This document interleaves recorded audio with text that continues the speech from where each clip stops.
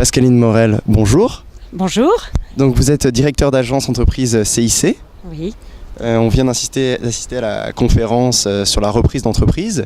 Et justement, à l'issue de cette conférence, j'ai envie de vous demander comment vous, en tant que banquière, vous évaluez la qualité d'un projet de reprise d'entreprise. Merci. Écoutez, avant de commencer par l'analyse des chiffres, on analyse systématiquement l'adéquation entre le porteur du projet et l'activité de la cible de l'entreprise rachetée, et également la cohérence entre son projet de développement, le positionnement qu'il souhaite avoir sur son marché et donc le business plan qui est remis.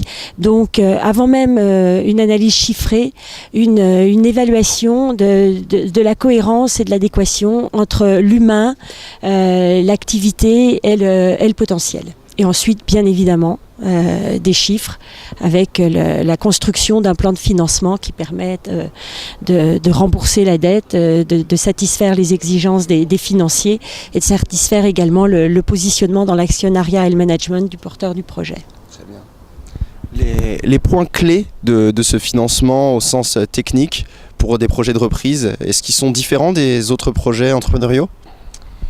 Alors ils ont quelques spécificités effectivement parce que leur remboursement vient grever en quelque sorte la capacité de remboursement que l'entreprise utilise habituellement pour ses projets intrinsèques, son développement, sa croissance, ses augmentations de capacité de production ou de productivité.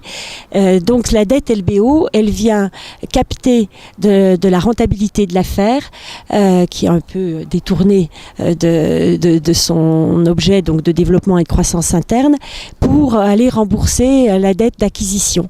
Donc les spécificités de l'analyse de ces financements, c'est de veiller à ce qu'ils préservent le bon fonctionnement de l'entreprise. Et qu'ils permettent effectivement le remboursement tout de même de la dette d'acquisition, donc des équilibres financiers qui sont relativement stricts. On préserve la solidité financière, donc un rapport entre les fonds empruntés et les fonds propres sur lesquels on reste vigilant, et un ratio entre la dette et la capacité de remboursement également sur lequel on est attentif. Merci beaucoup pour votre intervention et on vous donne rendez-vous tout de suite à la conférence sur les secteurs porteurs de la reprise. Entendu. Merci.